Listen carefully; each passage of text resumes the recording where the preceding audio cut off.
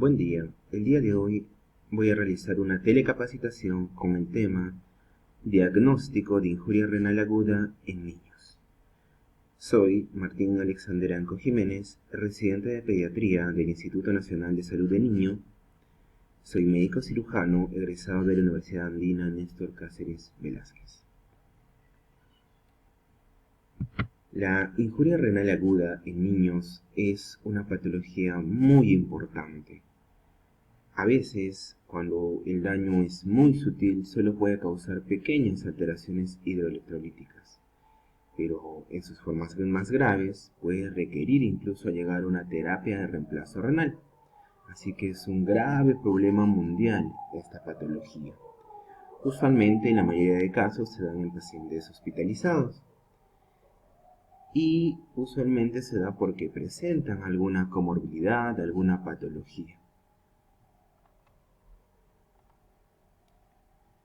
La injuria renal aguda es un síndrome clínico complejo que provoca un deterioro brusco de la función renal y aparece con frecuencia en el niño hospitalizado. La etiopatogenia es multifactorial. Tenemos que en los neonatos se da principalmente en prematuros, en recién nacidos con encefalopatía hipóxico-isquémica, en niños con bajo peso para la edad gestacional o que presenten retraso del crecimiento intrauterino. En cambio, en el lactante o escolar aparece frecuentemente en el contexto de sepsis, postcirugías correctivas de patologías cardíacas, relacionados con medicación nefrotóxica o básicamente enfermedades que lleven a la deshidratación de un paciente, como una diarrea aguda infecciosa, una infección urinaria, alguna cetoacidosis diabética, podrían causar esta patología. La injuria renal aguda usualmente se divide por el tiempo. Tenemos de que si ocurre durante los primeros 7 días, se denomina injuria renal aguda. Y si se da dentro de las 48 horas, vendría a ser transitorio. Y si se da mayor a 48 horas, vendría a ser persistente. Cuando el tiempo de enfermedad abarca desde el día 7 hasta el día 90, se denomina enfermedad renal aguda. Y mayor a los 90 días o 3 meses viene a ser la enfermedad renal crónica. En cuanto a la insuficiencia renal aguda, tenemos la parte prerrenal, que es la más común, abarca un 40 a un 50% del total de las causas.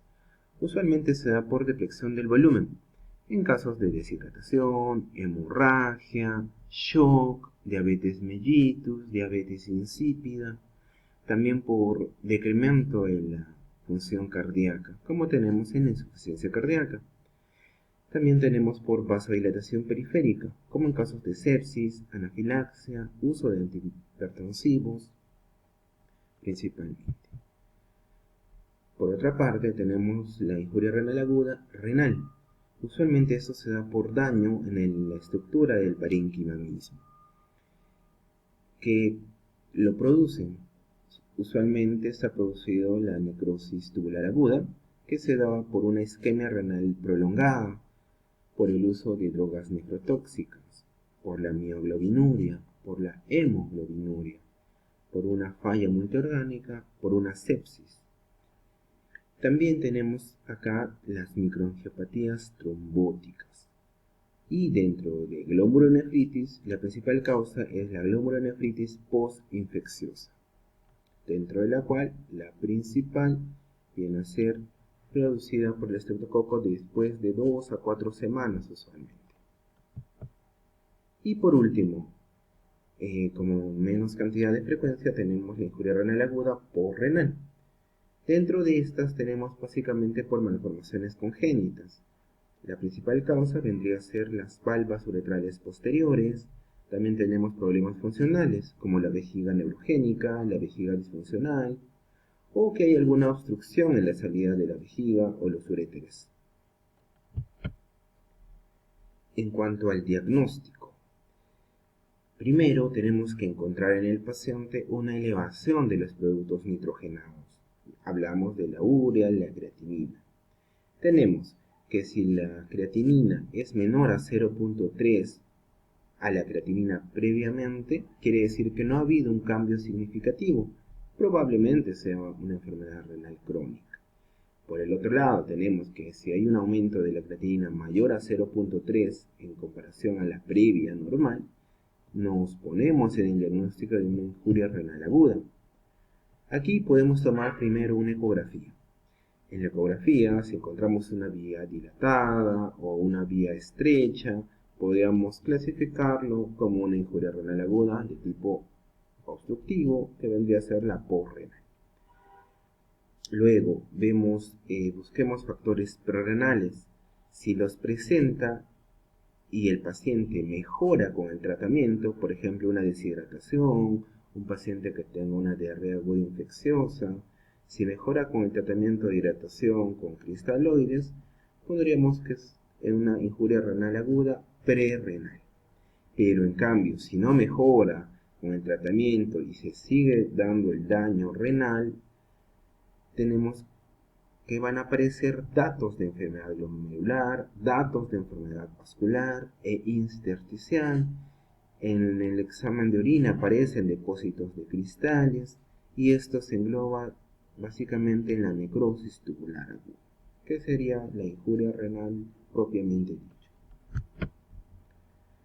También algo importante vendría a ser diferenciar entre la injuria renal aguda versus una enfermedad renal crónica. Tenemos de que en la injuria renal aguda el aumento de la urea y la creatinina es progresivo. En cambio, en la enfermedad renal crónica no se produce un aumento o es muy leve.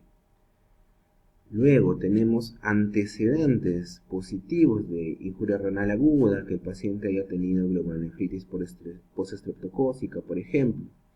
Y en cambio, en la enfermedad renal crónica, que el paciente tenga el antecedente de una hipertensión ya crónica. En cuanto al crecimiento, es normal en la injuria renal aguda y presenta retardo del crecimiento en la enfermedad renal crónica. Los huesos son normales en la injuria renal aguda y ya vemos evidencia de osteodistrofia renal en la enfermedad renal crónica. También la presencia de cilindros urinarios nos hace pensar en la enfermedad renal crónica. La anemia es usualmente leve en la injuria renal aguda y una anemia severa, una anemia normocítica normocrónica, usualmente se da en la enfermedad renal crónica. Y en el ultrasonido y en la ecografía, en la injuria renal aguda los riñones son completamente normales. En cambio, en la enfermedad renal crónica son pequeños, están encogidos. Si realizamos un examen de orina, la diferencia entre la injuria renal prerrenal y la injuria renal intrínseca tenemos. La densidad urinaria va a ser mayor a 1020 en la injuria renal prerrenal y menor a 1010 en la injuria renal propiamente dicha. Tenemos también un dato muy importante, la fracción de excreción de sodio, que va a ser menor al 1% en la injuria renal prerrenal y mayor al 1, algunos dicen mayor al 2% en la injuria renal intrínseca.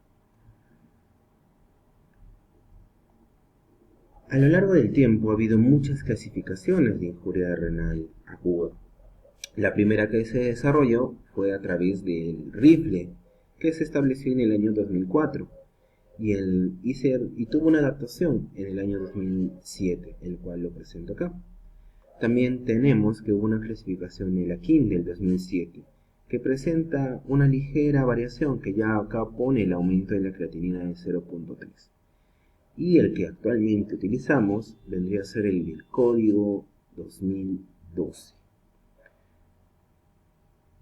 Para este código 2012 usualmente tenemos que tener algo muy importante, una creatinina basal. Siempre es importante tener una creatinina basal, quizás de una hospitalización anterior o de un control que haya tenido el paciente.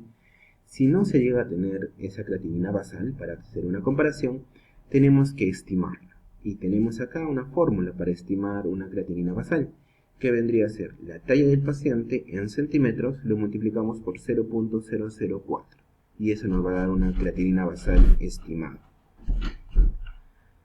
Desarrollando la clasificación de código, básicamente tenemos tres escenarios. El primer escenario tenemos de que si hay un aumento de 1.5 a 1.9 veces el valor inicial, lo clasifica como grado 1. Y en cuanto a la diuresis, vendría a ser a menor a 0.5 mililitros por kilo durante 6 a 2 horas. Nos ponen como un estadio 2 cuando aumenta de 2 a 2.5 veces la creatinina, o si la diuresis es menor a 0.5 mililitros por kilo durante mayor a 12 horas. Y un estadio 3 cuando hay un aumento mayor a 3 veces la línea base de la creatinina, o cuando la creatinina es mayor o igual a 4, o cuando el paciente ya empieza una terapia de reemplazo renal o se encuentra un filtrado glomerular menor a 35. Y por el lado de la diuresis nos menciona que ya vendría a ser básicamente menor a 0.3 mililitros por kilo durante más de 24 horas, o una anuria mayor a 12 horas.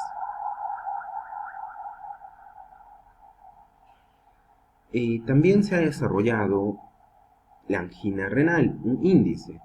Este índice básicamente me ayuda a predecir si el paciente va a presentar una injuria renal aguda. Entonces esto me ayuda a detectar el riesgo de que va a presentar algún paciente. Entonces acá nos ven dos criterios. Tenemos el riesgo de injuria renal, nos ponen en moderado, alto y muy alto. Moderado básicamente va a ser cualquier paciente que ingrese a UCI. Le ponemos un puntaje de 1. El paciente tiene un riesgo alto cuando el paciente ha tenido un trasplante renal o de médula ósea. Le ponemos 3 puntos. Y un riesgo muy alto en pacientes intubados, que estén en UCI con neotrópicos o vasopresores, que se pone un puntaje de 5. Básicamente este valor que nos salga se multiplica por la evidencia de injuria renal aguda, sea por la disminución de filtrado glomerular o el porcentaje de la sobrecarga de volumen. La multiplicación de esto nos va a dar un valor desde 1 hasta 40. Y acá lo importante es de que si el valor es igual o mayor de 8, se establece que va a haber una injuria renal. Esto nos va a ayudar mucho para predecir si el paciente hospitalizado va a llegar a presentar injuria renal aguda, y básicamente la prevención, o bueno, en este caso llegar a un diagnóstico más temprano, nos va a ayudar a evitar las complicaciones. Y bueno, en todo caso, las conclusiones. El diagnóstico de la injuria renal aguda debe basarse en criterios CADIO, como hemos visto, que estos han sido modificados por la Sociedad Española. Y esto se modifica o está dado básicamente por la aclaración de creatinina y la diuresis. También es importante que, dada la alta incidencia y su influencia negativa en la morbimortalidad, debe identificarse el riesgo individual de cada paciente, y aplicando medidas de prevención y monitorizando la función renal y la diuresis. Hay que tener en cuenta de que apenas se tenga el diagnóstico, hay que dar un manejo oportuno, el manejo inmediato, como hemos visto, para que una injuria prerrenal no llegue a presentarse, a darse como una injuria renal propiamente dicha, o a veces cuando ya transcurre el tiempo va a requerir la terapia de reemplazo renal. Y esta terapia de reemplazo renal se puede llegar a tener mayores complicaciones, y es lo que no se quiere con nuestros pacientes. En todo caso, como hemos visto, utilicemos el código 2012 para estadificar en qué estadio se encuentra el paciente y así realizar el diagnóstico oportuno y luego un manejo apropiado. Gracias por escucharme, espero que les haya servido mucho esta exposición y nos estaremos viendo hasta otra oportunidad.